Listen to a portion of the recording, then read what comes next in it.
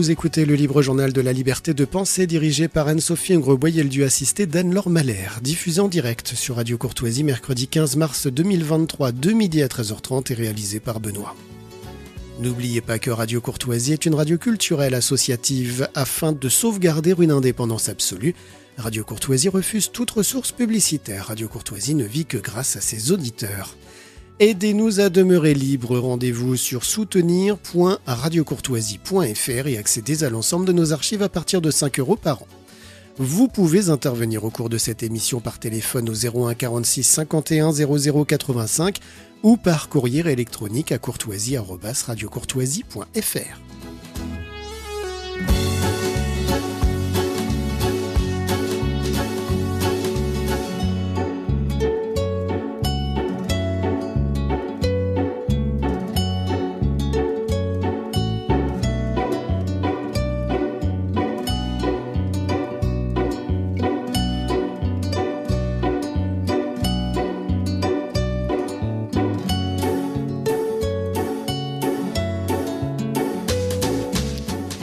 Chers auditeurs de Radio Courtoisie, bonjour et particulièrement aux fidèles auditeurs et auditrices et auditeurs du Libre Journal de la Liberté de Penser. Je suis ravie de vous retrouver pour notre rendez-vous mensuel autour d'un vaste sujet, celui de la liberté de penser. Et j'ai à mes côtés, pour en débattre également, Anne-Laure Malher, ma chère assistante que tous les auditeurs connaissent. Bonjour chers auditeurs, très heureuse de vous retrouver pour ce nouveau libre journal de la liberté de penser avec ma grande complice. Voilà, vous l'aurez compris. Ma maîtresse, ma chef, je pense que ça s'entend. Ma vénérée complice. Voilà, Anne-Laure Malher qui, pour ceux qui ne le sauraient pas encore, est également directrice d'une très belle émission le samedi soir, une fois par mois. Libre journal pendant qu'on y est, on va se faire de la pub. De la plus grande France. Voilà. Très politique, bien plus politique et bien plus méchant que le vôtre. Alors, dans cette heure et demie que l'on va avoir ensemble sur les ondes de Radio Courtoisie, nous allons avoir le plaisir de recevoir deux invités. Et eux qui sont tout d'abord Blanche Streb, qui a écrit un livre sur un thème un peu particulier, qui est un thème qui est un peu mis au banc de la société, en marge en tout cas, qui est celui de la grâce à l'émerveillement et de l'émerveillement en général.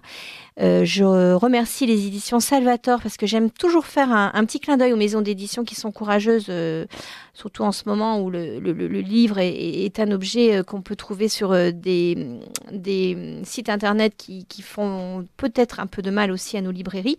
Donc les éditions Salvator pour la grâce à l'émerveillement. Blanche Streb qui va nous parler de cette notion qui est une jolie notion avec plein de thèmes qui se greffent autour pour voir la vie aussi sous un autre jour. Et puis, j'aurai le plaisir d'accueillir en deuxième partie d'émission Anne Treby. Anne Treby, vous la connaissez, chers auditeurs de Radio Courtoisie. Elle est porte-parole du mouvement féminin Antigone. Alors, sur Radio Courtoisie, dans le Libre Journal de la Liberté de Penser, nous allons parler du féminisme. Et oui, femmes, réveillez-vous, point d'exclamation. Pour en finir avec les mensonges du féminisme aux éditions La Nouvelle Librairie. Nous en parlerons ensemble avant d'accueillir en dernière partie d'émission Sylvain Durin, qui est aussi un fidèle de Radio Courtoisie, qui est notamment un éditeur, mais aussi qui tient une librairie à Nancy, qui a fait face à des attaques de l'extrême gauche récemment. Nous en parlerons aussi également sous le terme de la liberté de penser. Peut-on penser dans un milieu culturel? Peut-on penser de droite? Peut-on penser catholique? Peut-on penser autrement?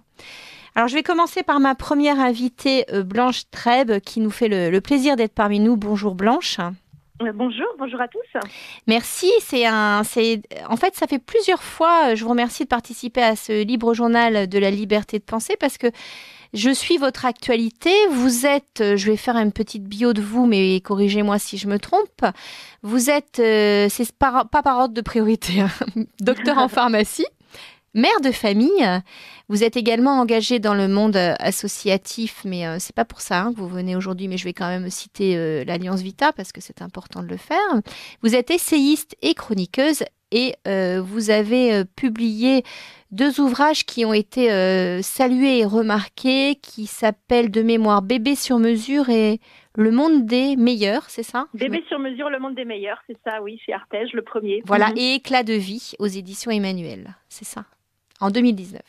Exactement. Je vous reçois aujourd'hui parce que moi, c'est un thème qui m'a... Quand j'ai vu que vous aviez écrit dessus, l'émerveillement, c'est un thème qui m'a parlé, mais comme me parle et comme parlent un peu nos Madeleines de Proust, c'est-à-dire une sensation d'enfance, un sentiment qu'on a connu, l'émerveillement, mais un sentiment, je sais pas comment vous allez l'appeler d'ailleurs, une émotion, un ressenti qui semble un peu désuet et venir d'ailleurs quand on est adulte. Qu'est-ce qui vous a poussé à faire tout un livre sur cette notion qui paraît presque naïve et désuète aujourd'hui, et comment vous la définiriez, s'il vous plaît, pour commencer? Oui, très bien. Bon, déjà, en travaillant ce sujet, j'ai réalisé vraiment à quel point c'est tout sauf désuet, c'est tout sauf naïf, c'est tout sauf périmé. C'est vraiment, je crois, une science, presque un secret, quoi, une science éternelle de la vie que je pense il nous faut profondément redécouvrir aujourd'hui, parce que je crois que notre monde est en souffrance, notre monde est assoiffé d'espérance, assoiffé de sens, et que effectivement, vous le disiez, on a tous goûté à l'émerveillement. Il n'y a aucune vie qui ne connaît pas l'émerveillement, même les vies les plus douloureuses, et probablement aussi les vies les plus souffrantes y ont parfois accès. En fait, pour le définir, c'est pas forcément facile, mais en tout cas, je peux donner quelques idées que voilà, j'ai creusé un peu dans ce livre. Eh bien, je dirais que c'est un sens particulier de l'âme, peut-être le sens des sens qui nous aide. C'est une disposition humaine innée dans le cœur de chacun et qui nous aide à comprendre au-delà d'une émotion. C'est quelque chose qui vient toucher d'abord peut-être par l'essence et par l'émotion, mais qui ensuite vient s'inscrire dans notre intelligence, dans nos profondeurs, dans notre vaste connaissance. Je dirais c'est cette capacité qu'on a de comprendre, de savoir, sans forcément toujours pouvoir l'expliquer, qu'il y a autre chose, qu'il y a plus, qu'il y a une connaissance au-delà de ce qu'on sait, qu'il y a une réalité au-delà de ce qu'on voit, et que on en a soif, on en a besoin pour habiter notre vie, pour transformer notre quotidien, la banalité parfois peut-être de nos journées ou de nos actions, et pour finalement approcher cette vie en profondeur que je crois on désire tous au fond. Vous avez une définition qui m'a beaucoup plu. Vous dites l'émerveillement, c'est un acte de résistance intérieure. Oui, c'est vrai que je pense qu'il y a donc je le disais, c'est un peu un don, mais c'est aussi quelque chose de l'ordre de la vertu. Donc ça se cultive, donc ça se travaille. Et il y a une sorte de décision intérieure. Et je trouve que de nos jours, peut-être, d'abord, on parle pas assez d'émerveillement, mais on parle pas non plus assez de liberté intérieure, de cet espace en nous, de l'ordre de la volonté, de la responsabilité, qui peut nous aider de temps en temps à choisir, quoi. Pas juste à subir, pas juste à choisir en se croyant libre, mais en fait on est bombardé d'injonctions, mais à écouter finalement en nos profondeurs et à vouloir résister au désenchantement du monde qu'on nous met sous les yeux tout le temps, à ce cynisme ambiant, à cette tentation très contemporaine de croire qu'on maîtrise tout, qu'on s'est fait tout seul, que plus rien n'est donné, que l'homme est capable de tout choisir, de tout décider, de tout construire et déconstruire. Et donc, effectivement, je crois qu'il y a dans l'émerveillement un acte de résistance. Et d'abandon, alors, d'après ce que vous dites. Et d'abandon. Oui, d'abandon et de résistance. Et c'est effectivement un peu tout mêlé. En fait, d'abandon, en tout cas, d'accueillir ce qui nous est donné, d'être dans une gratitude par rapport à ce qui nous est donné, qu'on n'a pas forcément décidé ou choisi. Ce que vous décrivez, quand on dit l'émerveillement, pour que nos éditeurs comprennent aussi ce que ça veut dire, on peut s'émerveiller, mais pas forcément parce qu'on est devant une des 7 merveilles du monde. On peut s'émerveiller de petites choses, et c'est peut-être presque ça qui est le plus difficile, mais qui est le plus gratifiant aussi dans l'émerveillement. Oui, c'est exactement ça, oui. C'est que l'émerveillement, évidemment, il est assez facile devant les montagnes, devant des sommets enneigés, devant l'océan, etc., devant la grandeur du monde et la beauté de la création. Là, effectivement, c'est assez spontané et facile, mais l'émerveillement, on l'a tous aussi vécu dans des choses toutes petites, quoi. Dans un rayon de soleil le matin, dans un regard échangé avec quelqu'un, dans une parole entendue, dans un morceau de musique, dans dans une odeur, dans un sourire, dans un instant, quoi. Voilà. Et effectivement, l'émerveillement, j'aime à dire que, en fait, il va pas rendre notre ordinaire merveilleux, mais il va nous donner de voir le merveilleux dans l'ordinaire, en fait. C'est une qualité de notre regard qui est là en question, qui n'est pas tant l'objet regardé, mais la manière dont on va regarder. Donc c'est pour ça que c'est effectivement cette résistance intérieure, c'est ce regard, cette qualité de regard qu'on va avoir sur la vie, sur les autres, sur notre propre vie. Résistance, pourquoi ? Parce que c'est presque plus facile de ne pas s'émerveiller et de grogner tout le temps, en fait. C'est ça que vous avez quand vous parlez de résistance. Oui, je crois que c'est exactement ça. C'est beaucoup plus facile de geindre que de s'émerveiller. De prendre le temps de se poser. Et vous dites de consentir, c'est beau ça. Oui, de consentir, qui ne veut pas dire non plus être béat, voilà.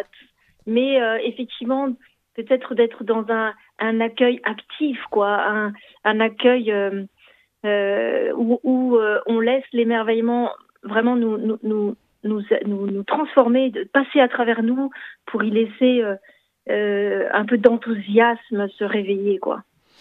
Alors, quand on parle d'émerveillement, pour revenir un peu à vous et sur ce qui vous a poussé à écrire un livre qui fait quand même près de 200 pages sur l'émerveillement, ce qui n'est pas simple au départ. On se dit, tiens, comment elle va faire cette auteure pour arriver.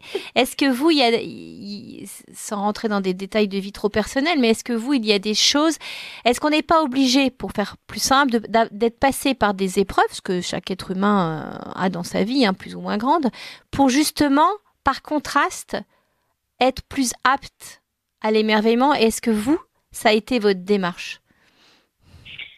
Je ne l'aurais pas nommé comme ça avant de vraiment me retourner sur ma vie et de réfléchir à ce thème extraordinaire sur lequel effectivement j'ai écrit beaucoup de pages, mais je crois qu'on pourrait en écrire encore beaucoup plus, évidemment, et qu'il y a d'autres pages qui ont à leur manière aussi déjà été écrites par d'autres auteurs, d'autres penseurs, voilà, qui parlent de manière plus ou moins claire de l'émerveillement, mais en tout cas qui nous donnent de goûter, en fait.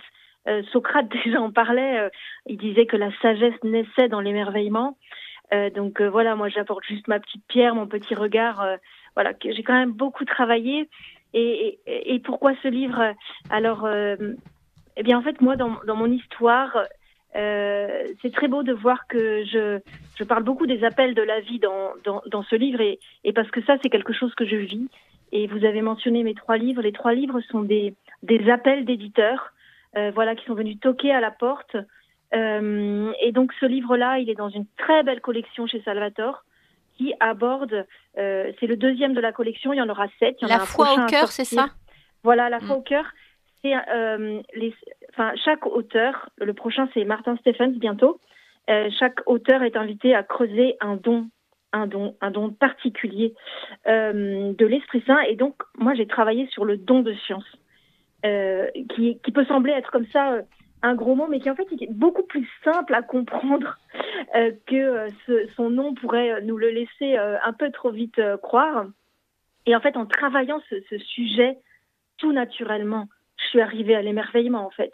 Donc c'est quoi le don de science, Blanche Streb, pour nos auditeurs de Radio Courtoisie ? Dites-moi. Eh bien, en fait, voilà, la sagesse chrétienne nous enseigne qu'il y a 7 dons du Saint-Esprit qu'on trouve voilà, de manière historique dans la Bible, dans l'Ancien Testament notamment.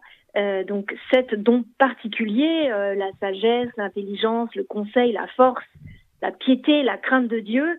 Et moi, j'ai travaillé sur celui de science, parce que peut-être je suis scientifique de formation, et d'ailleurs, j'ai horreur qu'on dise que je suis scientifique. Je le dis aussi dans le livre, parce que je me reconnais pas, en fait. Voilà, j'ai fait des études scientifiques, mais je me sens pas du tout un esprit scientifique. Rappelons que vous êtes docteur en pharmacie, voilà. Voilà, j'ai fait des études où il y a beaucoup de sciences, mais je me sens pas du tout scientifique, c'est amusant. Voilà, et en fait, eh bien, voilà, en creusant ce sujet qui est passionnant, je suis arrivée assez naturellement, en fait, à mettre ce mot émerveillement. Donc, il est venu à moi, en fait, il a émergé, en fait, voilà, en travaillant aussi par l'inspiration. Moi, je suis émerveillée de voir, en tant qu'écrivain, qui écrit beaucoup, parce que vous avez mentionné que, voilà, j'écris Je suis chroniqueuse aussi à l'ETEIA, RCF et tout ça, donc j'écris beaucoup, j'écris chaque semaine. Et je suis émerveillée de voir à quel point l'inspiration, c'est quelque chose qui nous est donné, quoi. En fait, on n'est pas tout puissant avec son stylo, avec son écran, avec son clavier. Il se passe des choses où on reçoit, quoi. Et ça, c'est quelque chose que je trouve profondément beau. C'est cette grâce à l'œuvre dans nos vies, dans la mienne et dans toutes les vies. En fait, ça, c'est quelque chose dont je voudrais pouvoir être contagieuse à ceux qui nous écoutent. Oui. Parce que c'est une bonne nouvelle et on en a besoin, en fait. Voilà, cette désespérance ambiante, il y en a marre. Il faut aussi voir le beau, le bon, le bien et nous tirer les uns vers les autres, vers le haut. Et donc, voilà, il est arrivé à moi, il a émergé et il m'a embarqué avec lui. Je me suis laissée embarquer dans ce livre. Il m'a embarqué très loin. Voilà, et grande grâce pour ces éditeurs qui font, vous le disiez au tout début, un travail extraordinaire de venir sentir de quoi on a besoin et chercher les auteurs, et voilà. Anne-Laure Mahler voulait réagir sur le don de science qu'elle a elle-même d'ailleurs développé. Alors, non, j'ai pas tout à fait travaillé sur le don de science. Vous avez, je crois, sauf si j'ai raté une partie de votre réponse, est-ce que vous pouvez rappeler pour nos auditeurs qui ne sont pas tout à fait au fait des définitions chrétiennes, ce que nous appelons, enfin, ce qui est appelé le don de science. Donc ça, c'est une première question, simplement. Et puis, peut-être vous parler d'émerveillement. Comment trouver, notamment pour des gens qui n'ont pas forcément la foi ou qui ont une foi un petit peu sérieuse, comment disposer son regard justement à s'émerveiller, à voir ces petits cadeaux du quotidien qui sont offerts par la vie pour ceux qui n'ont pas la foi et par le Saint-Esprit pour ceux qui ont la foi et qui pensent que le Saint-Esprit sème pour eux un certain nombre de trésors dans leur quotidien. Est-ce que vous pourriez expliquer ça à nos auditeurs ? Je vais essayer avec plaisir. Alors les dons, les dons, c'est vraiment pas quelque chose de facile. Et d'ailleurs, il y a très peu de choses écrites en fait.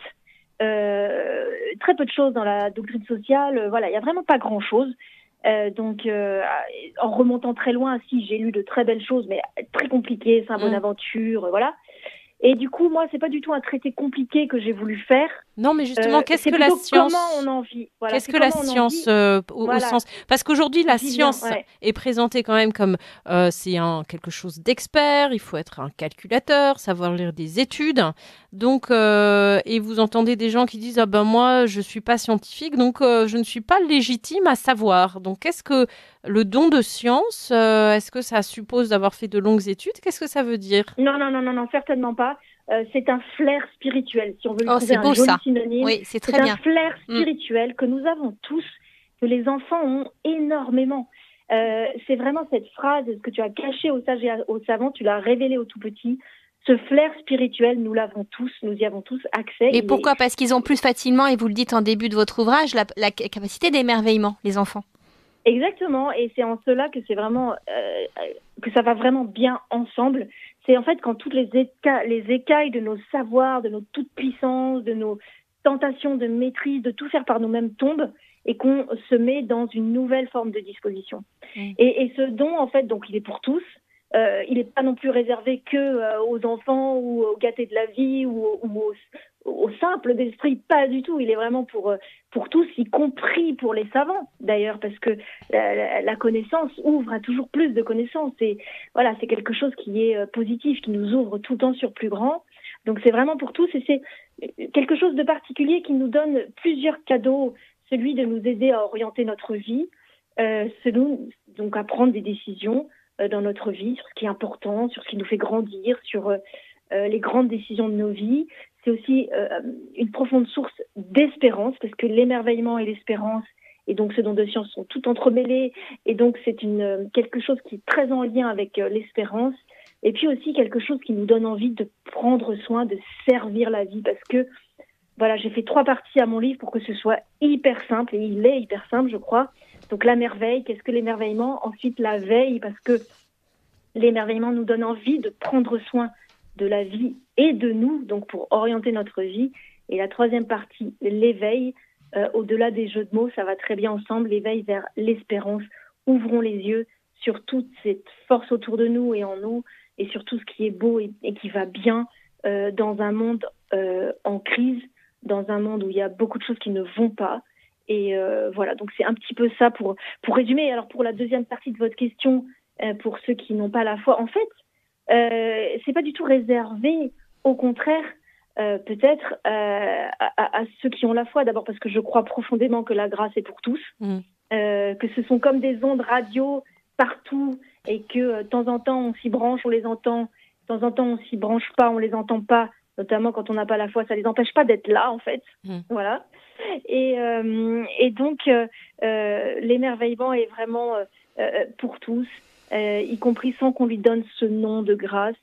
Et même, moi je suis profondément touchée par voilà, des gens qui n'ont pas du tout la foi et qui pour autant sont dans un magnifique don d'eux-mêmes, dans une quête spirituelle, parce qu'on peut ne pas avoir la foi, mais être dans une quête spirituelle, parce que nous sommes des êtres profondément spirituels et qui ont accès, sans le savoir, sans le nommer, à tout ça et qui en sont de magnifiques témoins.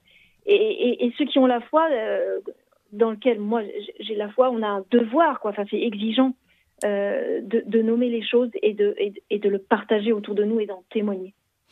Et vous n'avez toujours pas répondu à ma question. Je vous taquine.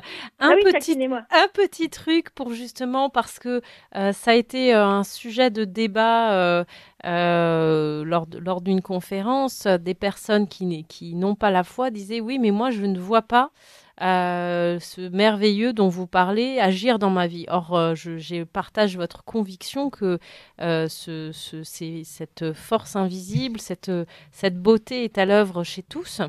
Et malheureusement, effectivement, on insiste sur ce qui ne va pas et du coup, ça casse un petit peu les lunettes de nos amis qui ne voient plus la beauté.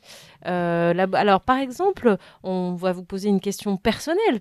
Vous, pas aujourd'hui ou hier, quel regard portez-vous sur la vie qui vous permet de voir les jolies choses? Voilà, la rencontre d'une personne, un ouvrage qui vous est donné. Et pour compléter, est-ce que l'émerveillement, ça prend par surprise? Alors déjà, moi, je crois pas qu'il y ait de vie qui ne connaisse l'émerveillement. Je ne crois pas. Et encore une fois, c'est parce que peut-être on le cherche là où il n'est pas. En tout cas, tout le monde peut être sensible à la beauté. Je crois que tout le monde est sensible à la beauté. La beauté, c'est quelque chose qui nous est donné. Il suffit d'ouvrir les yeux sur la nature, par exemple. L'émerveillement, il est dans une fleur, il est même dans une fleur qui sort du macadam, même dans une fleur qui sort au milieu d'une ruine ou d'un cimetière. La beauté, en fait, pour moi, elle est tellement partout que j'ai du mal à concevoir qu'on puisse ne jamais connaître l'émerveillement, à moins d'être profondément plongé dans une dépression, et là c'est très triste, ou d'être tellement focalisé sur ce qui ne va pas, mais là du coup il y a quelque chose de l'ordre du choix, quoi, aussi personnel. Le cynisme absolu, le désenchantement absolu, à un moment il est décidé, quoi, c'est pas possible autrement. Enfin, je pense. Et en tout cas, je suis profondément persuadée que, alors il y a des jours plus durs que d'autres, hein, il s'agit pas d'idolâtrer, voilà, de tomber dans la naïveté, parce que c'est vrai qu'on fait souvent un parallèle. Pas du tout, mais on fait souvent un parallèle, mais il suffit de regarder en fait des témoignages.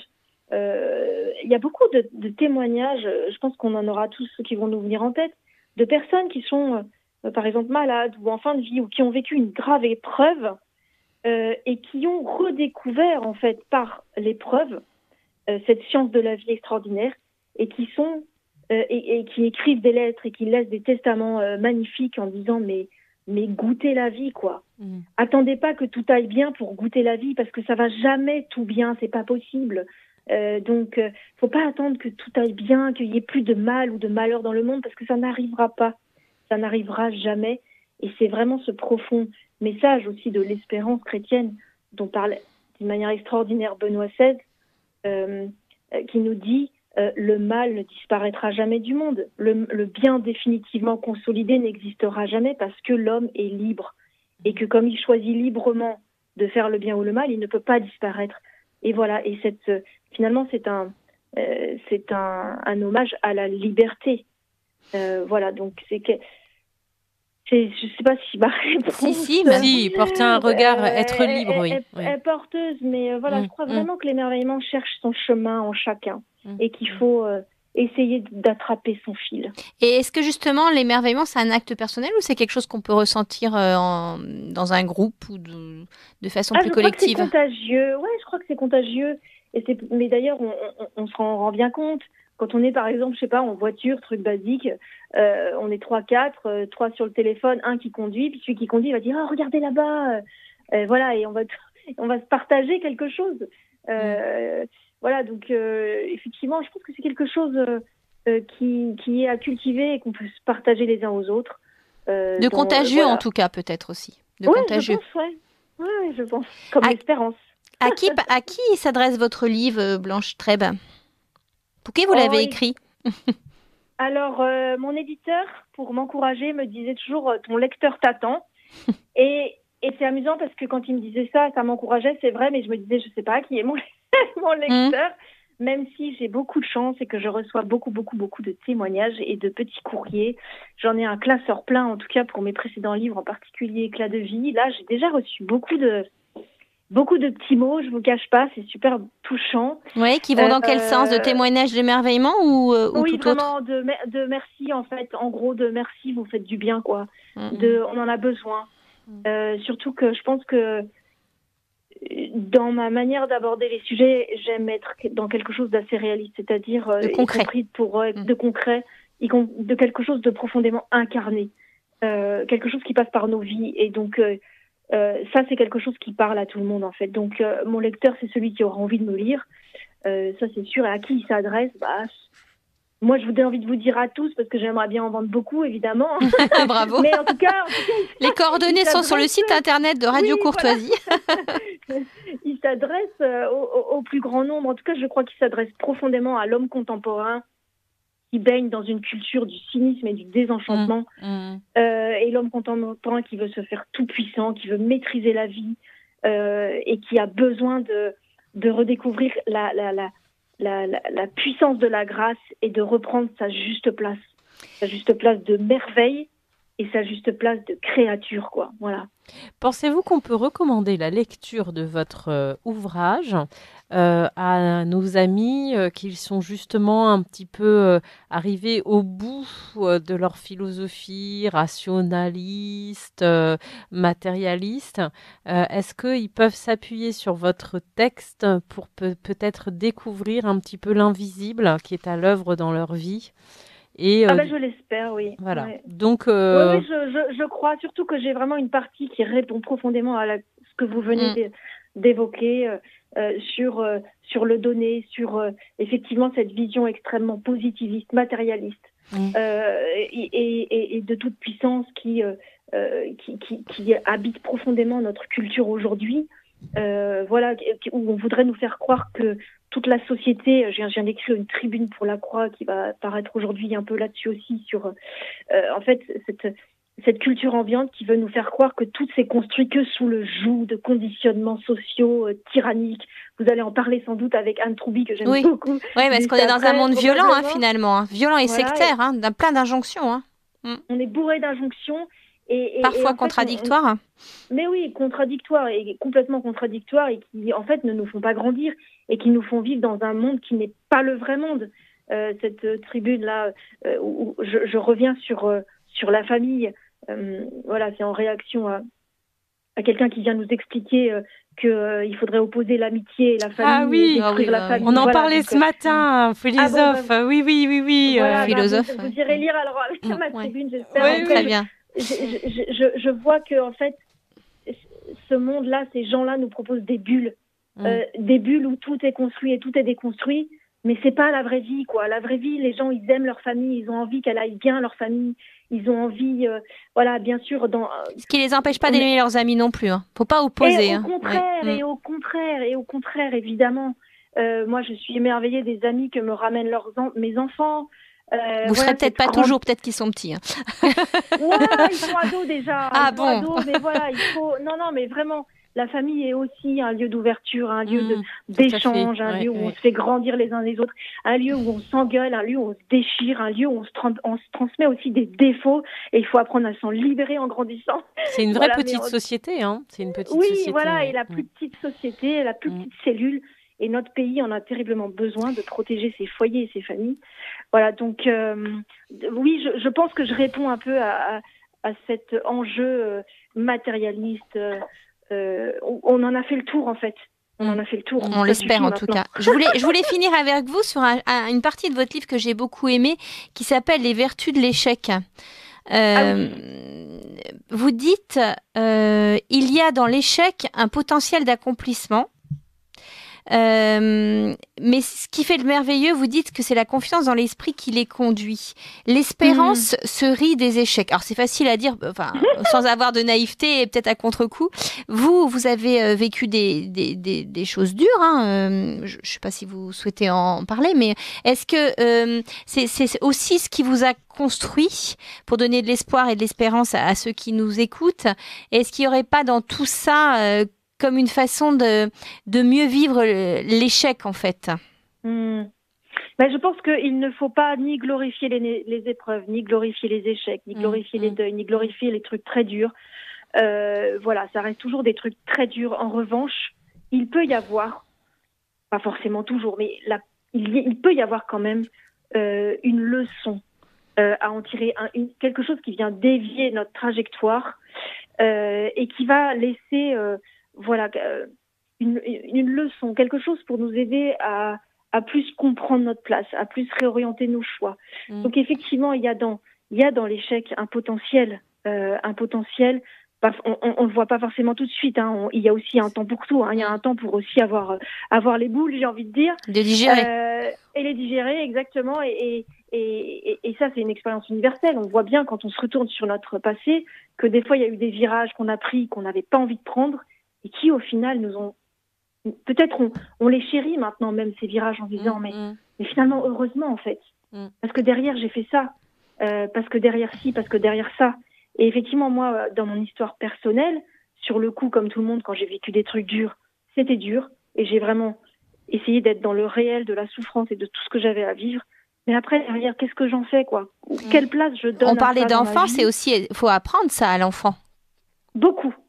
Et c'est pour ça que voilà, je pense que ce livre il peut intéresser tout le monde parce qu'il y a des choses qui vraiment viennent toucher aussi à l'éducation, pas nommée en tant que telle, mais en tout cas sur toute la réflexion pour orienter sa vie. Moi, c'est quelque chose que j'aurais aimé lire quand j'étais plus jeune, que je comprends en le vivant et que j'essaye assez humblement à mettre en mots et à partager et à en témoigner, etc. Mais c'est parce que je le vis que je le comprends et je sais que beaucoup comprennent en vivant des choses comme moi et que en fait apprenons-nous les uns les autres, on se rendra service, on gagnera peut-être du temps. En tout cas ce que j'ai écrit, moi je sais que j'aurais aimé le lire. Ça m'aurait beaucoup aidé. Et c'est pour ça que je conseille la lecture de votre livre, Blanche Trèbe, Grâce à l'émerveillement, aux éditions Salvator dans la collection La foi au cœur. Et vous aurez toutes les références sur le site de Radio Courtoisie. L'émerveillement comme un acte de résistance intérieure.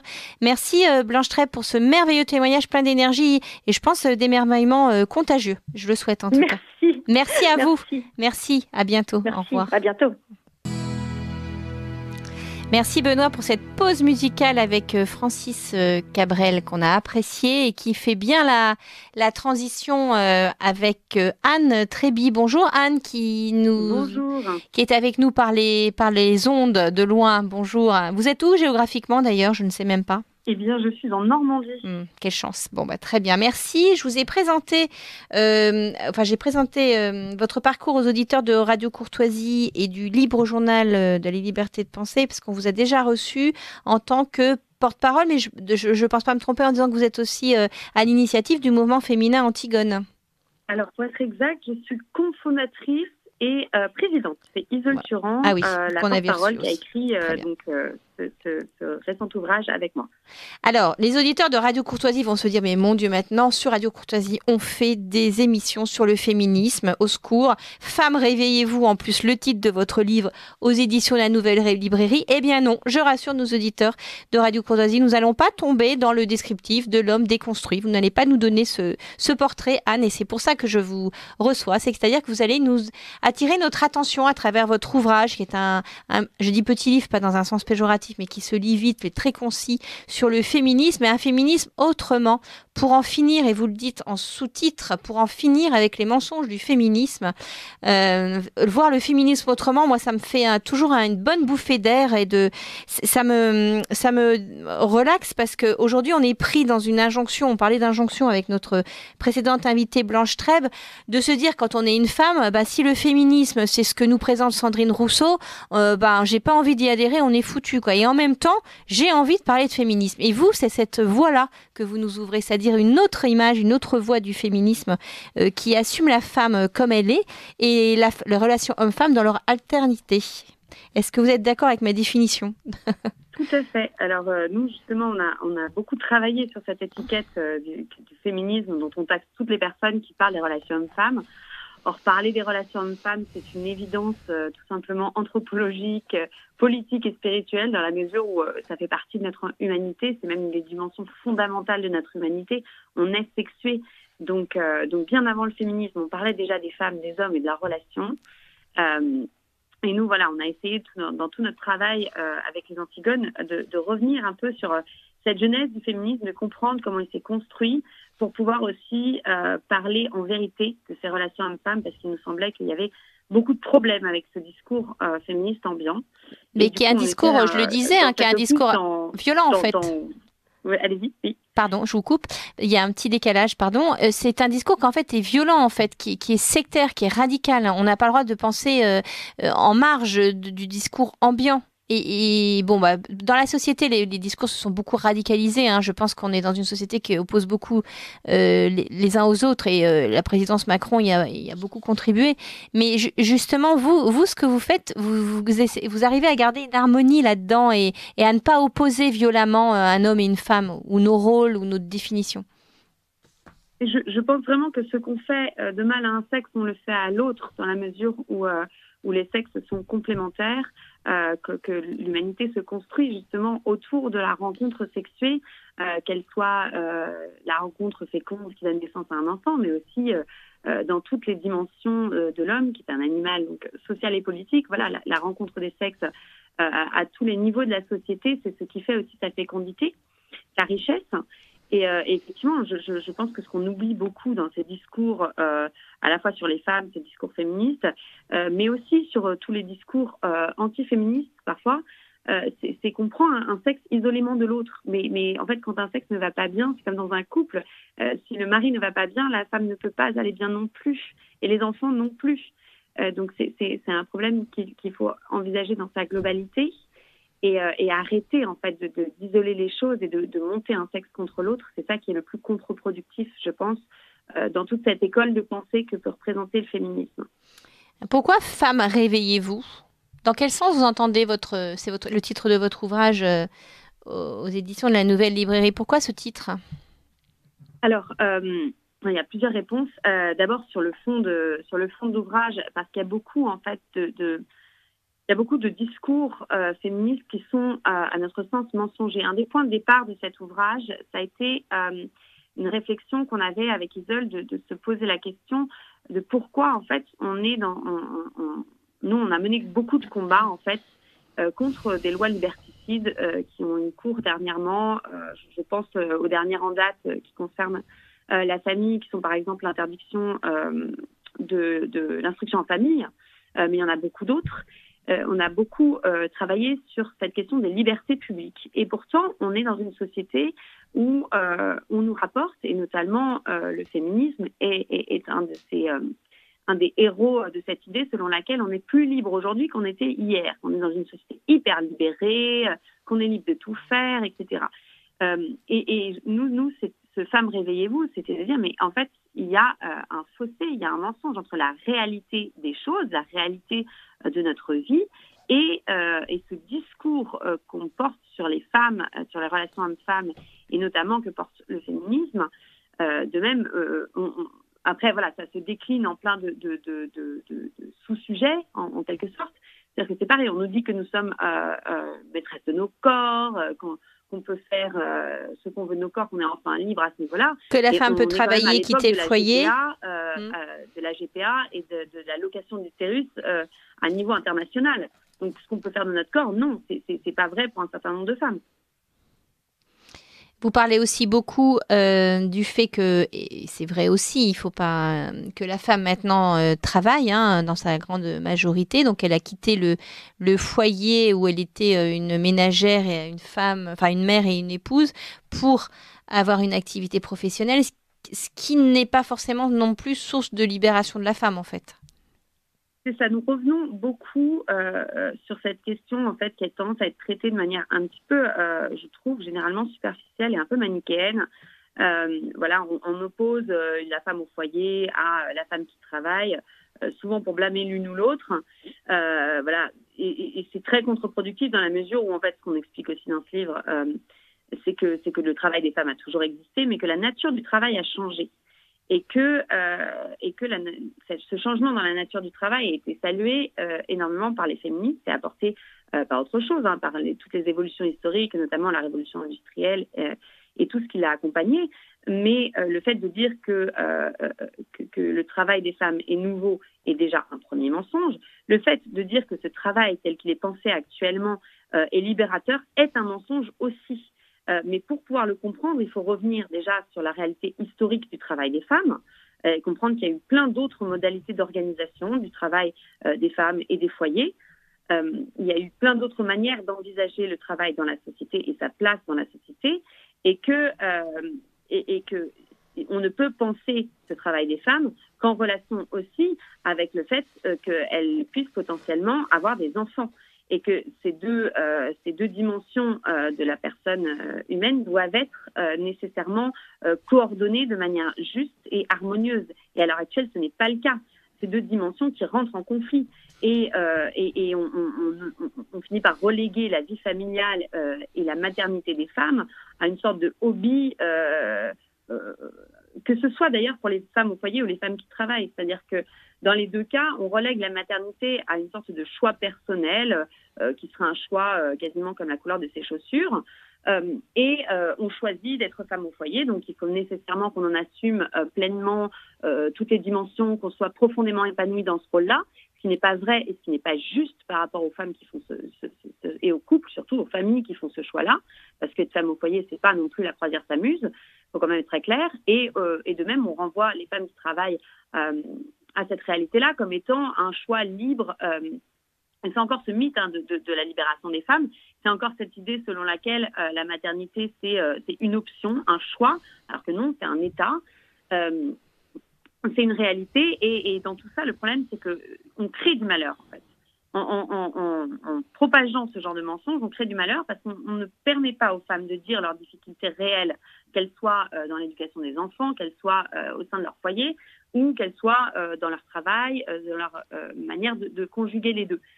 Et on finit avec ce genre de mensonges et avec cette sorte d'idéologie en fait qui n'a plus grand rapport avec la réalité par museler la parole réelle des femmes et la réalité des problèmes qu'elles rencontrent auxquels il faudrait peut-être penser à apporter une solution.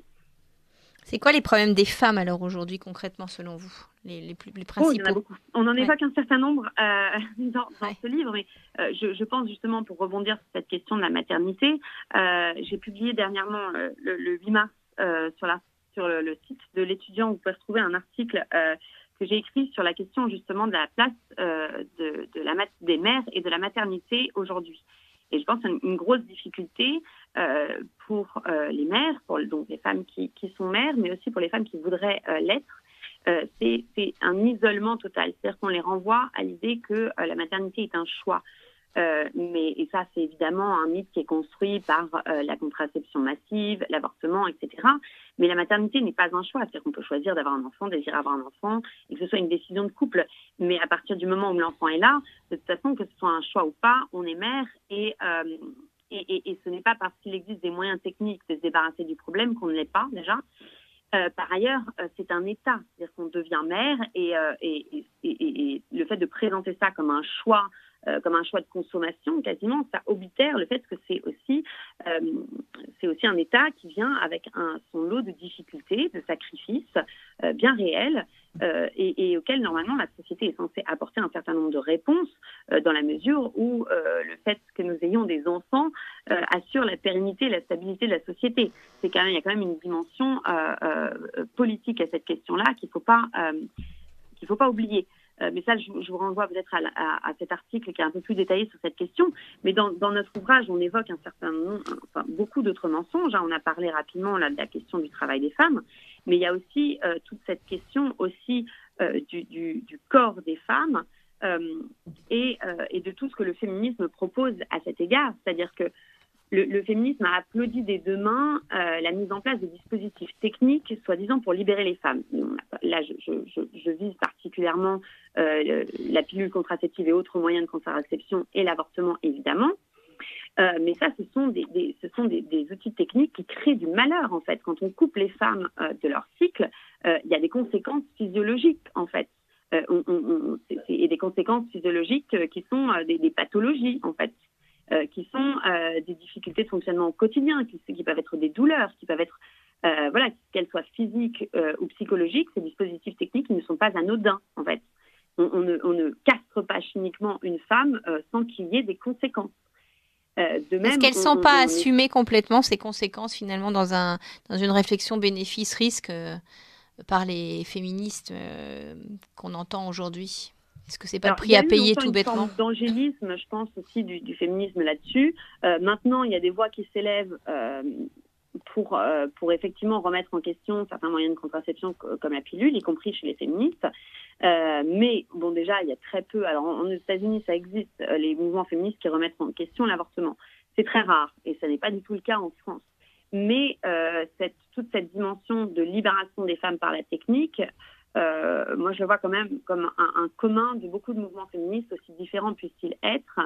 Et je pense que c'est une erreur fondamentale parce que c'est vraiment des choses qui sont génératrices de malheur. On peut prendre aussi l'exemple de la PMA.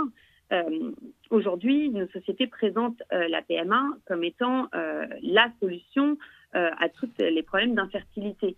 Et c'est d'abord un moyen de masquer le problème réel, qui est quand même l'infertilité massive et croissante des populations. Donc là, il y a quand même un enjeu politique majeur, c'est qui n'est absolument pas discuté par nos responsables politiques et qui est pourtant très grave. Je veux dire, quand les gens arrivent dans un parcours de PMA, c'est que déjà, il y a eu beaucoup de souffrance en amont. C'est déjà qu'il y a eu un diagnostic d'infertilité.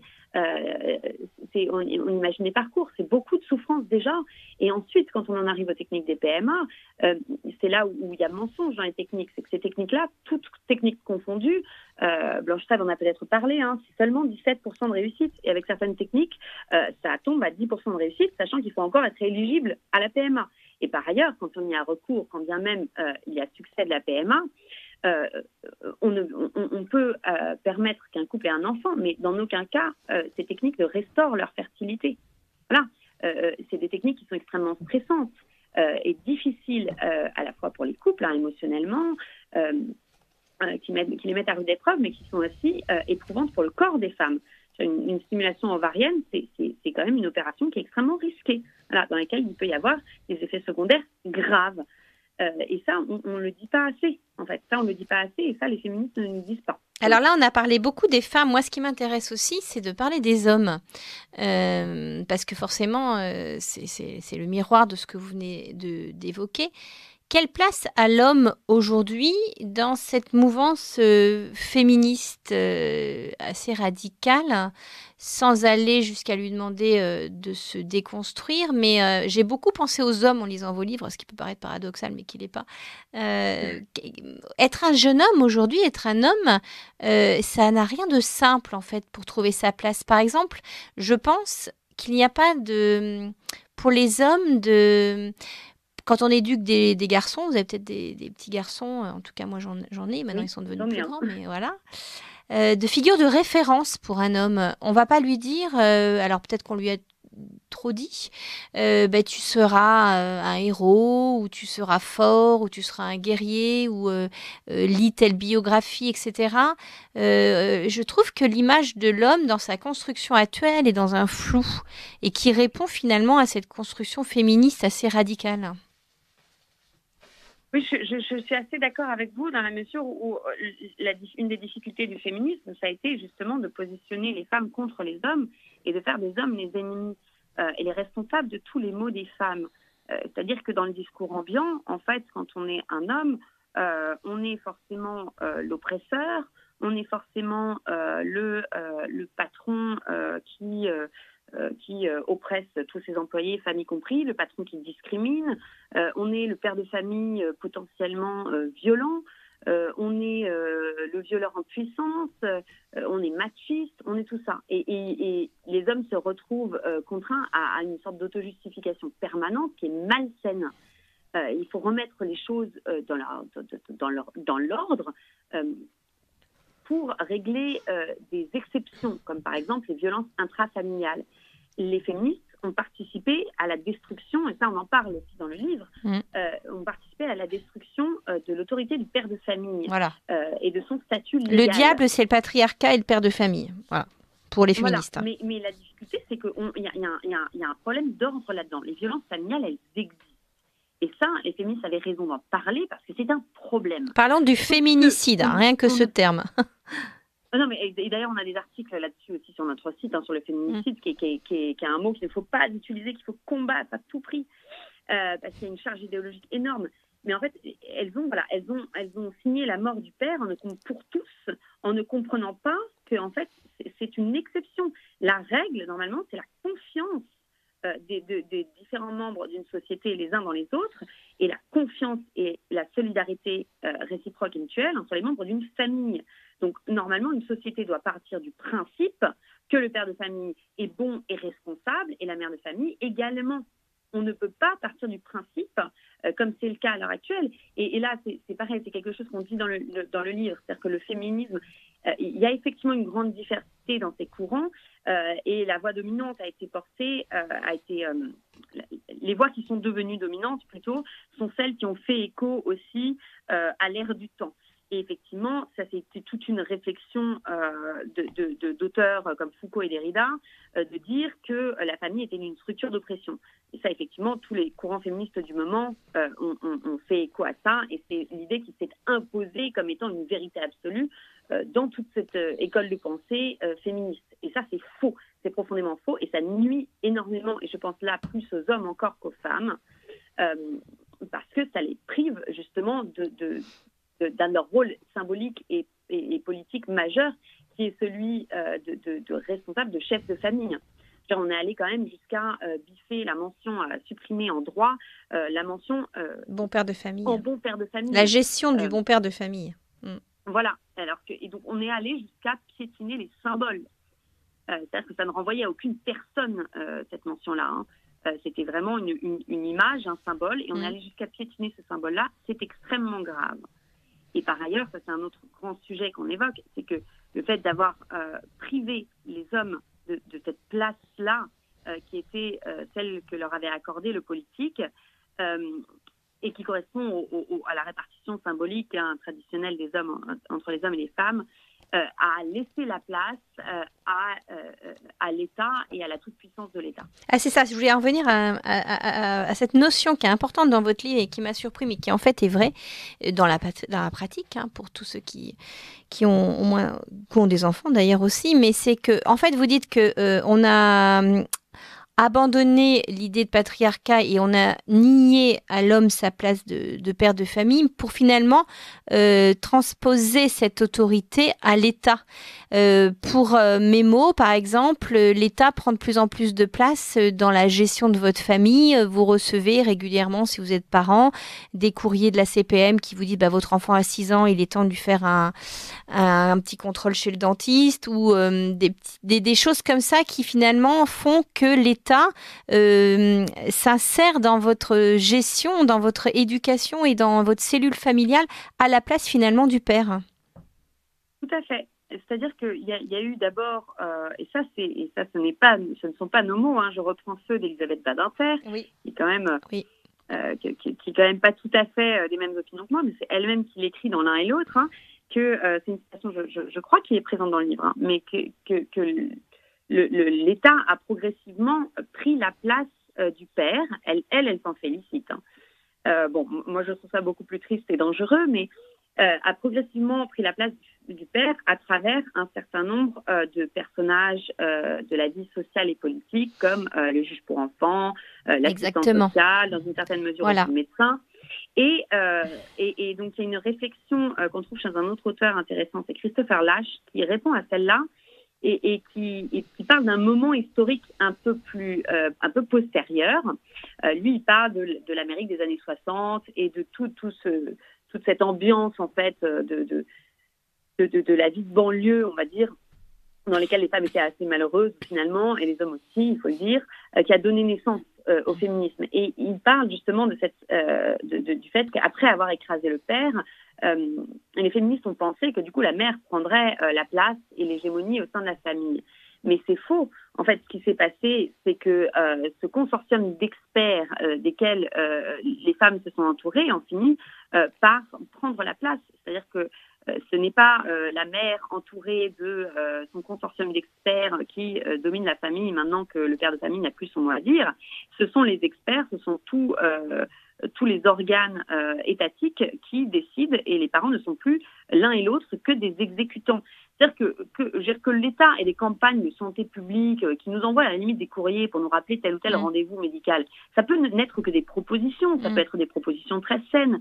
De même qu'il n'est pas aberrant que l'État, que les acteurs publics puissent avoir un discours sur l'éducation des enfants. Et il est même sain qu'il y ait un débat public autour de ces questions-là. Le problème, c'est qu'on en arrive à une situation où c'est l'État qui décide et où il y a carrément une dimension coercitive dans un certain nombre de choix, et même quasiment dans tous nos choix éducatifs. Et notamment, le choix d'une école, nous ne sommes pas libres du choix d'une école, que ce soit par pression financière ou à cause de ces lois, comme par exemple celle qui interdit l'instruction en famille. Et ça vient aussi, j'en viens là, vous parliez de l'institution judiciaire. On a aujourd'hui plus de 60% des enfants qui naissent hors mariage, donc en dehors d'une cellule familiale, on va dire, stable. Je prends le risque de le dire. Hein. Et donc, beaucoup de séparations, beaucoup de divorces, ou de séparations tout court, qui plus est quand il n'y a pas eu mariage. Et donc, la gestion des enfants, la gestion de la famille va quasiment être déléguée et confiée au juge pour enfants, en fait, qui va prendre beaucoup de place. Et ça, c'est pas anodin. Mais l'un découle de l'autre, ou c'est parce que la société, finalement, s'est fractionnée comme ça, qu'on pourrait voir dans cette place que prend l'État-providence aussi, qui vous fait un marchepied, qui vous aide, qui vous entoure, d'une façon plus ou moins bienveillante. Mais pour me faire l'avocat du diable, ça peut être aussi vu comme ça. C'est-à-dire que c'est une dynamique qui fonctionne dans les deux sens, en fait, et qui chacun des deux côtés de cette affaire nourrit l'autre. Parce qu'on a détruit l'autorité du père de famille, on a pu laisser la place à tous ces acteurs. Ces acteurs, ils sont nécessaires parce qu'il y a un moment où, oui, l'État a une responsabilité vis-à-vis de ses enfants. De même qu'il est nécessaire de prévoir les cas et d'anticiper en droit les cas de violence familiale, de maltraitance, etc. Sauf que tout ça doit rester des exceptions. Le problème, c'est que ça a été étendu à tous. Et c'est là où ça devient extrêmement malsain. Et comment ça a été étendu à tous ? Ça a été étendu à tous, justement, en détruisant pièce par pièce tout ce qu'était le couple et surtout le mariage. Voilà. Et donc, avec le statut de père et de mère de famille dans le mariage. Pourquoi est-ce que c'est différent du point de vue politique, un mariage par rapport à des gens qui ont un enfant hors mariage ? Le politique n'est pas là pour juger les sentiments des uns et des autres, la valeur de leur union, la force de leur amour. Et c'est là où il y a une confusion énorme à l'heure actuelle. C'est qu'on considère que si le discours ambiant voudrait que si on valorise les gens qui sont mariés, c'est qu'on accorde une plus grande valeur à leur union, une plus grande valeur à leur amour. Oui. Mais c'est faux. Je veux dire, il y a des gens qui sont en couple libre, en tout ce que vous voulez, qui s'aiment mieux que des gens mariés. C'est pas la question. Mais le politique, pour fonctionner, a besoin de stabilité, a besoin d'ordre et a besoin de garantie. Donc, il est évident qu'il a besoin d'une structure légale et il a besoin aussi d'en appeler à l'engagement de chacun et à leur responsabilité. C'est là où ce qui est vicié aussi depuis un certain temps sur le mariage, c'est la facilitation du divorce, qui rend les choses, qui rend cette institution beaucoup plus précaire et qui la sort justement de ce rôle-là. Normalement, le mariage, c'est la prolongation politique dans les institutions de la fécondité naturelle du couple homme-femme. Pourquoi on a besoin du mariage ? Parce que le petit homme, il sort pas tout cuit du ventre de sa mère, prêt à marcher, parler et devenir un bon citoyen. Il faut un cadre pour son éducation. Il faut assurer un cadre stable, pérenne, et dans lequel on suppose la responsabilité, par défaut, la responsabilité des parents, et on suppose par défaut leur bienveillance et un minimum d'amour. Mais ça, en fait, on ne peut en avoir la garantie du point de vue du politique que parce qu'il y a engagement public, voilà, et qu'il y a prise de responsabilité du point de vue politique. D'où l'importance aussi de valoriser le mariage en tant qu'institution politique. Ce n'est pas un jugement de valeur, encore une fois, mais de même que c'est cette réflexion politique qui justifie le fait d'accorder, par exemple, des avantages fiscaux, des avantages financiers aux familles qui sont mariées par rapport à celles qui ne sont pas. On avait détaillé, ça c'était un texte que j'avais signé dans un ouvrage collectif lancé par Academia Christiana. On avait écrit tout un texte avec des propositions concrètes sur la question du mariage de la famille plus globalement, dans lesquelles on souhaitait qu'il y ait une différence faite entre toutes les aides et les allocations faites aux couples mariés, parce que ils sont le cadre idéal et le plus stable a priori pour l'éducation des enfants et donc la pérennité et la stabilité de la société. Les aides qui sont assorties au fait d'avoir un enfant, quel que soit le statut marital des parents, puisque effectivement l'éducation d'un enfant représente un coût et toujours, quel que soit le statut des parents, un espoir pour la société et pour sa pérennité. Et même si l'État n'a pas de garantie de stabilité du couple derrière, et des aides spécifiques pour les enfants dont les parents ont des difficultés matérielles. Voilà. Et il me semble important de distinguer les trois, parce qu'elles ne sont pas accordées, ces aides-là ne devraient pas être accordées pour les mêmes raisons. Alors, on arrive à la fin de notre entretien, mais je voulais quand même évoquer quelque chose. Moi, je suis juste spectatrice, même si je suis une femme et mère de filles, mais je suis spectatrice et je vais peut-être vous donner un argument qui est naïf, mais allons-y, il me titille et j'ai envie de vous en parler. Moi, je pense qu'aujourd'hui, je vais être à contre-courant de tout ce qui se dit, les droits des femmes régressent. Et ils régressent en grande partie du fait d'une immigration très forte en France et en Europe, d'une immigration qui d'origine africaine notamment et musulmane de religion, qui ne fait pas une place, on va dire, très glorieuse à la femme dans la vie de tous les jours. J'ai un exemple en tête, par exemple, je ne sais pas si vous avez vu, la princesse de Galles, Catherine Middleton, c'est ça, a visité un centre musulman, une mosquée, je ne sais plus, à Londres. Donc je tiens à dire que c'était en Grande-Bretagne.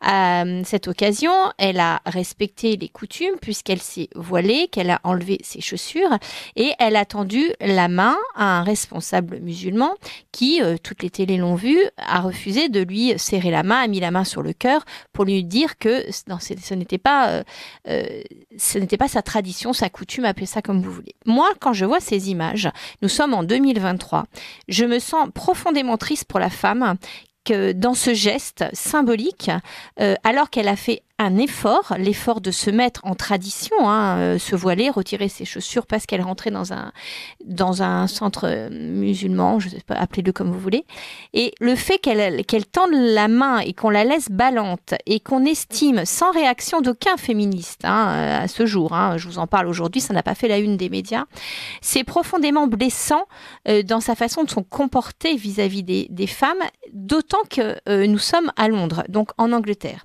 Cet exemple-là, vous avez parlé dans votre site internet des harcèlements de rue. On a peu parlé des viols à Cologne, par exemple.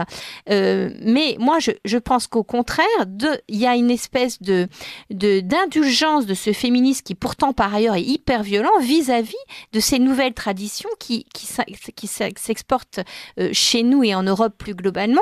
Et par rapport à ça, alors par contre, là, on n'entend plus personne. Il n'y a plus de féminisme pour rappeler que la femme doit être traitée d'égal à égal vis-à-vis de l'homme, notamment dans l'exemple que je viens de vous donner. Quelle est votre réaction par rapport à ce 2 poids 2 mesures qui est flagrant? Déjà la colère. Oui, mais je la partage. Effectivement, c'est un sujet qu'on a abordé à plusieurs reprises et je pense qu'il y a énormément de dimensions à ce sujet-là qui sont très peu abordées par les féministes. Et cette histoire du silence des féminismes est déjà coupable et effectivement nous jette dans la plus grande colère.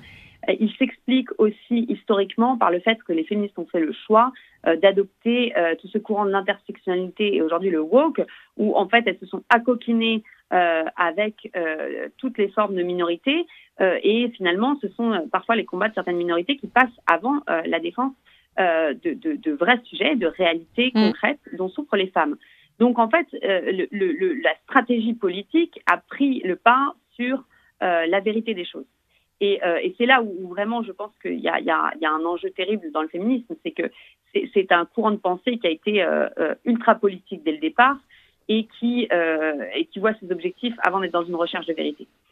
Pour en revenir à cette question-là, la question des droits des femmes, je pense que on est vraiment dans une société où oui, il y a plus de malheur pour les femmes aujourd'hui qu'il y en avait hier. Je le pense réellement, même si les femmes d'hier avaient énormément de problèmes qui étaient bien réels.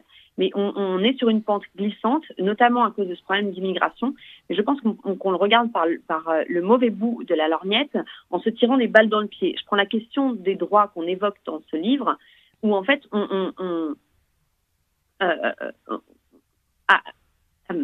pour corroborer cette idée qu'on est très libre et que on vit dans une société super géniale et très très libre pour les femmes et qu'il faut avancer sur ce chemin de liberté, eh bien on essaie de collectionner des lois qui nous garantissent un droit à ceci, un droit à cela, un droit à truc, un droit à muche. Mais dans la réalité des faits, c'est pas le cas. C'est-à-dire qu'on pourrait toujours mettre un droit à ne pas se faire violer, un droit à se promener librement sur tel ou tel trottoir, que ça ne changerait rien à la réalité des femmes qui, dans certains quartiers, ne peuvent pas sortir seules le soir. Oui. Voilà.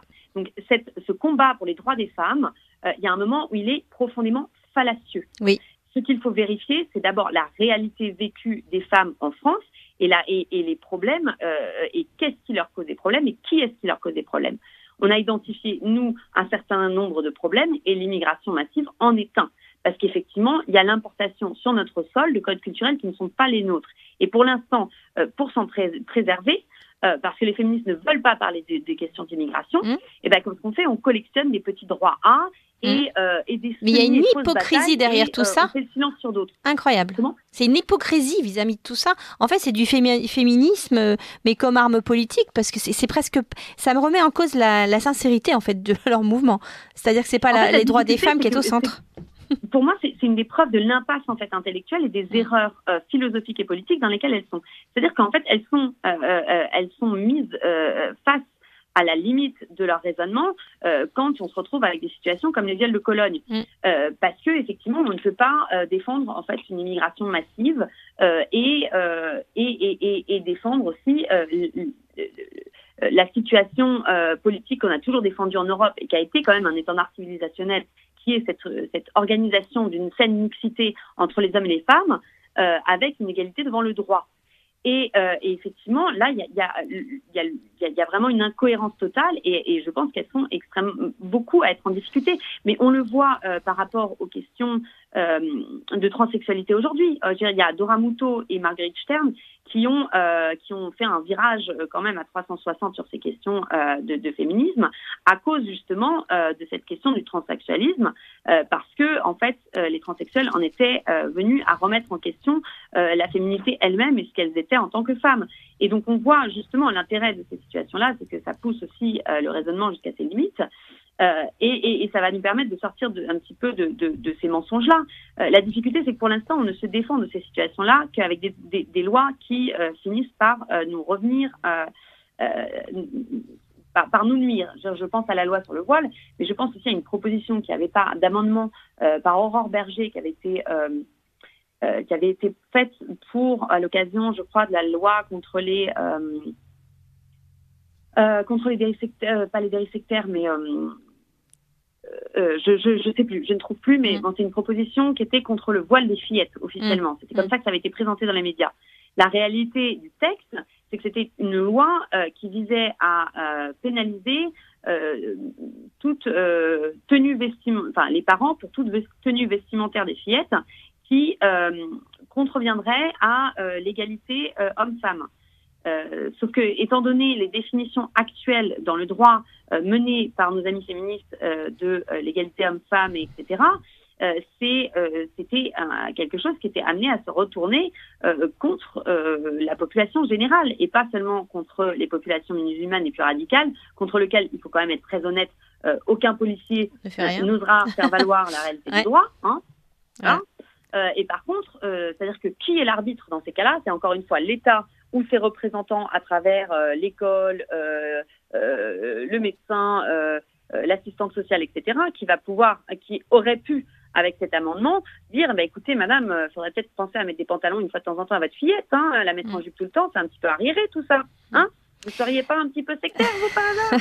Bon, merci Anne, très bien. On va être obligé je m'emballe. Mais oui, mais vous avez bien raison parce que c'est un sujet emballant et vous êtes passionnante à écouter. Merci. Je rappelle aux auditeurs de Radio Courtoisie que votre livre s'appelle Femmes, réveillez-vous. Pour en finir avec les mensonges du féminisme, et on a bien compris. Donc Anne Tréby et Iseul Turan, c'est ça, je dis bien Turan. Je vous conseille à tous la lecture et puis on aura l'occasion de se reparler sur des sujets qui, malheureusement, j'ai envie de dire, seront toujours d'actualité d'ici à quelques mois. Merci à vous, en tout cas, de votre intervention. Merci pour votre invitation. Mais je vous en prie, à bientôt. On enchaîne directement avec notre dernier invité qui s'appelle Sylvain Durin. Bonjour Sylvain. Ah, on me signale qu'il y a un bobino, donc je laisse la parole à Benoît. Pardon. Vous appréciez cette émission? Alors aidez Radio Courtoisie à en produire d'autres. Rendez-vous sur soutenir.radiocourtoisie.fr. Merci d'avance. Bonjour Sylvain Durin, merci d'être avec nous et merci d'avoir patienté. Mais vous voyez, quand on parle de féminisme, on a du mal à nous arrêter avec Anne-Laure Malher qui est aussi en studio à côté de moi. Bonjour Sylvain. C'est normal. Bonjour à toutes les deux et bonjour à vos auditeurs. Merci à vous. Alors Sylvain Durin, on vous connaît normalement sur Radio Courtoisie, notamment dans le Libre Journal de la Liberté de Penser. Vous avez plusieurs casquettes. Vous avez une maison d'édition qui s'appelle les Éditions du Verbe Haut. Et c'est aussi pour cette seconde casquette que je vous ai demandé d'intervenir dans notre Libre Journal de la Liberté de Penser. Vous êtes libraire à Nancy, la librairie Les Deux Cités à Nancy, qui a fait... Absolument. Parler d'elle récemment, notamment parce que vous avez été sous le feu d'attaques de milices d'extrême gauche, mais d'attaques physiques et violentes. Et je voulais vous donner la parole pour que vous nous disiez concrètement comment ça s'est passé et à nos auditeurs de Radio Courtoisie qui n'ont pas forcément été mis au courant, même si l'information a été pas mal relayée, et tant mieux. Et comment ça se passe quand on est une librairie qui n'est pas du bon côté de la pensée actuelle, on va dire, et qui physiquement se fait attaquer comme vous l'avez été récemment? Mais en réalité, il y a eu plusieurs étapes depuis 3 semaines, 1 mois. Les étapes les plus visibles sont les dernières, mais les premières étapes étaient importantes. C'était par exemple la mairie qui nous empêchait par courrier recommandé de nous étaler devant notre vitrine, c'est-à-dire pas de livres et pas de présentoir. Mais qu'est-ce que c'est que ces livres, Sylvain? Qu'est-ce qu'on vous reproche? Parlons du début, Sylvain Durin. Oui, j'aimerais bien que notre bon maire de Nancy, Mathieu Klein, vienne nous expliquer ça, puisqu'il nous avait dit que nous proposions de la littérature non démocrate. Ah. Alors j'aimerais bien savoir ce que ça veut dire. Oula. Et pour son information, chaque livre interdit en France, par définition, n'est pas vendable puisqu'il n'est pas achetable. Donc tout ça est ridicule. Mais en tout cas, on a eu cette interdiction-là de nous étaler devant notre vitrine. Mais c'est quoi vos livres? Qu'est-ce que vous vendez, Sylvain, alors dans votre librairie? Donnez-nous des exemples. Notre dernière grosse vente, c'était le livre de Laurent Berton, par exemple. Oui, qu'on a reçu dans le Libre-Journal La Liberté de penser, bien sûr. Absolument. Ça, c'est pas bien, d'accord. C'était un succès incroyable. Il avait signé 400 livres, je crois, en 4 heures. Donc, c'était énorme. On a du régionalisme, alors il faudrait voir en quoi ça les gêne. On a sans doute des choses qui les gênent dans la religion, parce qu'on parle beaucoup de christianisme, catholicisme. Quelle horreur! On a voilà, c'est une horreur absolue. Une horreur absolue. On a de la littérature, on a du pays, on a beaucoup de choses. On a du Sylvain Tesson. Bon, c'est même un peu mainstream, Sylvain Tesson normalement, donc il ne devrait pas y avoir de problème.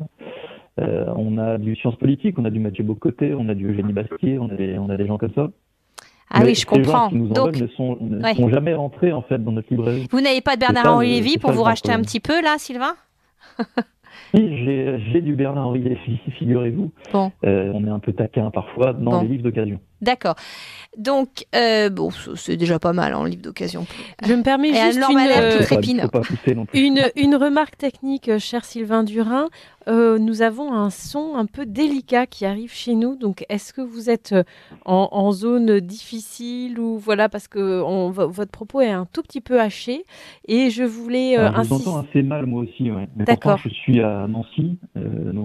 D'accord. Bon, ça fait partie. Un coup des gauches. Ça fait partie de la météo joyeuse. Alors, racontez-nous comment on traite une librairie qui ose vendre des livres qui sont pourtant parfaitement... Vous avez même des livres, puisque j'ai eu le bonheur de découvrir votre caverne d'Ali Baba.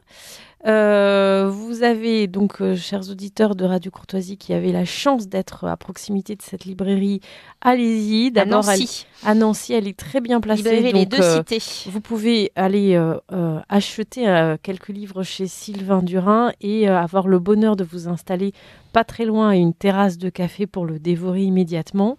Et puis, dans un cadre magnifique, évidemment, on trouve de tout, effectivement, du régional. Vous avez des livres écolos, donc je trouve que nos amis gauchistes devraient être assez heureux d'avoir une librairie qui vend des conseils qui relèvent de l'écologie, de l'autonomisme. Alors, en fait, vous êtes, voilà, on pourrait dire presque survivaliste. Alors là, vous rentrez quand même, vous basculez du côté de l'ombre.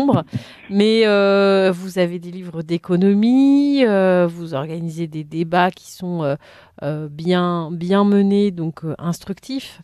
Voilà, qu'est-ce qui est non démocrate chez vous? Je ne situe pas très bien. Faut quand même dire que le maire est PS, hein, c'est ça, un parti socialiste, c'est ça? Le maire de LR. C'était le porte-parole d'Anne Hidalgo aux dernières élections présidentielles.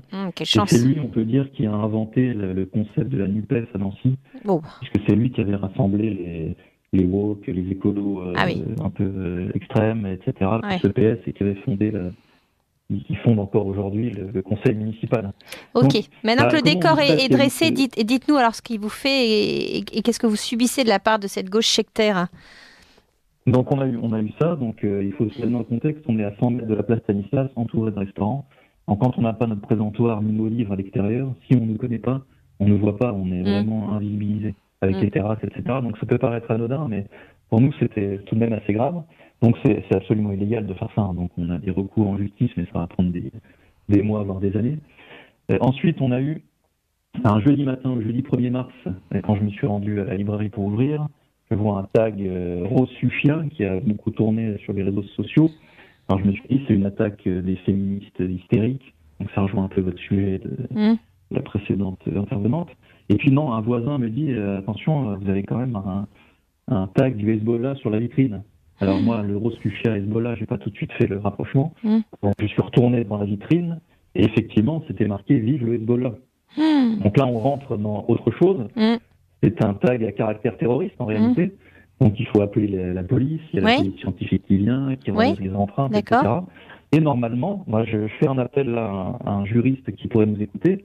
J'imagine que normalement, le maire, le ministre de la Culture, le ministre de l'Intérieur doivent quand même se mobiliser. On est quand même dans un pays qui a eu des prêtres décapités, enfin pas décapités mais assassinés, des profs décapités, etc. Donc je pense que ces attaques doivent être prises au sérieux, mais Pour l'instant, ça fait 15 jours, ça fera 15 jours demain, toujours rien. C'est-à-dire que vous avez Aucun porté soutien, plainte, c'est ça, absolument rien du tout. Sylvain? Vous avez porté Les plainte? plaintes sont évidemment déposées. Ouais. Elles ont été déposées le lendemain ou le surlendemain. Mm. Enfin, on a l'habitude, on a déposé plus de 20 plaintes en 2 ans et demi d'existence. On connaît les jeux maintenant pour faire ça. Et puis, la semaine d'après, donc les 7 et 8 mars, nous avons été attaqués cette fois-ci par les Black Blocs, les Antifa, l'extrême gauche de Nancy, en marge des manifestations contre la réforme de la retraite à 64 ans. Donc là, c'est 30 personnes devant la librairie.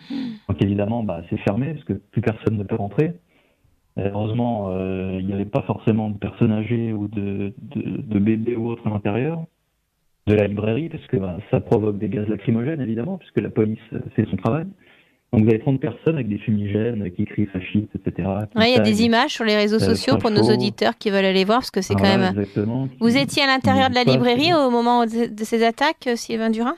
Alors moi, personnellement, je n'y étais pas, mais un de nos amis, Anselme, que je salue, était présent sur place, et c'est lui qui a pu filmer et mettre ça sur les réseaux sociaux. Et ça a été d'ailleurs repris très amicalement par Mathieu Bocoté dans une émission sur CNews, oui. qui nous a soutenus, et je l'en remercie encore une fois publiquement, parce que, en fait, ils nous ont aussi cassé la caméra, enfin dégradé la caméra.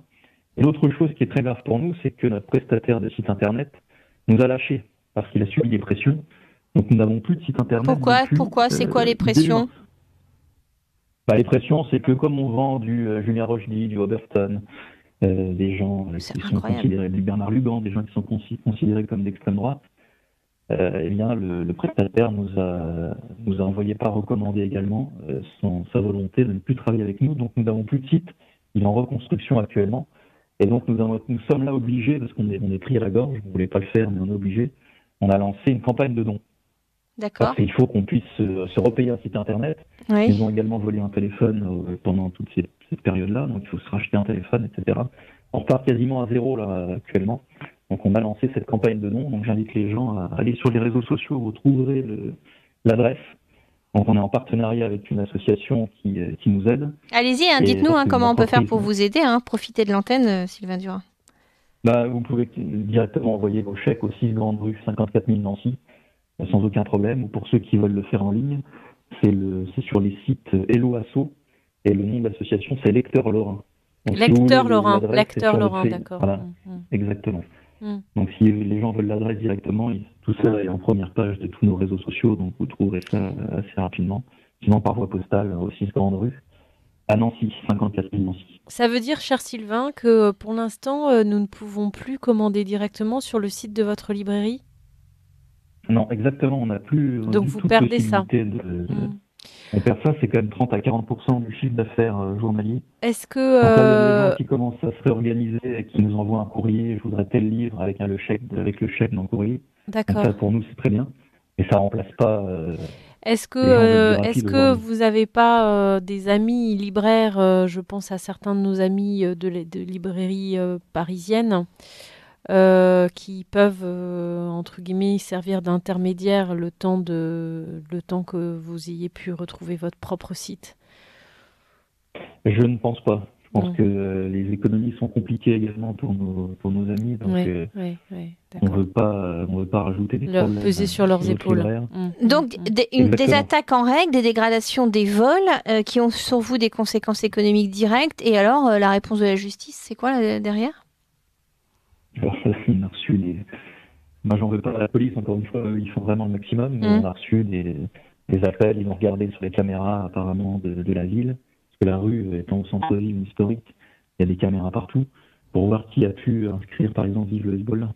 Mais bon, nous, je vous avoue qu'on est un peu résignés, on sait très bien que... D'ailleurs, on avait eu une fuite du procureur de l'époque, apparemment il a changé, il avait dit que jamais ça n'irait nulle part quand la librairie de Cité porterait plainte. Donc là, c'est charmant. Et puis en plus, il l'a dit. Oui, mais c'est clair, au moins, les choses sont claires. On représente pour ces gens-là tout ce qu'ils détestent, parce qu'on est enracinés, on parle de la région, on parle de la religion, on parle de choses pas que à droite, mais on en parle aussi. Mais encore une fois, on a aussi du Proudhon, on a des choses comme ça, on a du Michel Onfray, enfin tous ces gens qui sont pas à droite. C'est incroyable. Mais Et je voulais vraiment que vous témoigniez pour qu'on montre à nos auditeurs de Radio Courtoisie et du Libre Journal de la Liberté de Penser ce que c'est que d'abord de votre côté, bravo de résister, mais on devrait même pas avoir à résister quand on est libraire et qu'on propose à la vente des ouvrages qui, jusqu'à preuve du contraire, sont pas interdits d'être publiés. Et surtout montrer la violence, le sectarisme, la radicalité, la haine que vous essuyez tous les jours par rapport à des commandos d'extrême gauche et de gauche tout court, j'ai envie de dire. Voilà ce que c'est que d'être libraire aujourd'hui en France. On peut rajouter quand même l'impunité, parce que j'imagine juste une situation inverse. Il existe quand même des librairies qui font profession de vendre des ouvrages LGBT. Il y a même des librairies confessionnelles musulmanes, exactement, d'appel au djihad. Et j'imagine juste en fait quelques jeunes de génération identitaire se rassembler pour ne serait-ce que jeter par terre des ouvrages. Là, je pense qu'on aurait une réaction immédiate de la justice, et on voit d'ailleurs la gauche dans ses œuvres, puisque ils sont à 30 contre 1, toujours très très courageux. Non, ça, c'est, voilà. C'est signé comme d'habitude. Bon, j'espère que vous allez réussir, Sylvain Durin, à vous rétablir, à rétablir votre site internet. Donc, je rappelle, les deux cités, c'est le nom de votre librairie. Elle est 6 Grande Rue à Nancy. Si vous voulez des informations, vous n'hésitez pas à nous contacter. On vous les donnera sur Radio Courtoisie. Et puis, bon courage, et on prendra de vos nouvelles, Sylvain Durin, pour ce qui est de la liberté d'expression en France et de la liberté de penser. Vous en êtes la parfaite illustration. Merci à vous. Merci beaucoup. Je vous dis à très bientôt. À très bientôt. Au revoir. Fin de ce journal riche. Merci de votre fidélité aux éditeurs de Radio Courtoisie, de Libre Journal et la Liberté de Penser. Et puis, je vous donne rendez-vous dans 4 semaines. À bientôt. Vous venez d'entendre le Libre Journal de la Liberté de Penser, dirigé par Anne-Sophie Boyel-Dieu, assistée d'Anne-Laure Malher. Diffusé en direct sur Radio Courtoisie mercredi 15 mars 2023 de midi à 13h30 et réalisé par Benoît. N'oubliez pas que Radio Courtoisie est une radio culturelle associative. Afin de sauvegarder une indépendance absolue, Radio Courtoisie refuse toute ressource publicitaire. Radio Courtoisie ne vit que grâce à ses auditeurs. Aidez-nous à demeurer libres. Rendez-vous sur soutenir.radiocourtoisie.fr et accédez à l'ensemble de nos archives à partir de 5 € par an. Si vous le désirez, nous pouvons vous faire parvenir un enregistrement de ce libre journal. Commandez le CD-ROM pour le prix franc de port de 9 € ou 6 € seulement si vous êtes adhérent de notre association. Je vous rappelle notre adresse: Radio Courtoisie, 61 boulevard Murat, 75 016 Paris.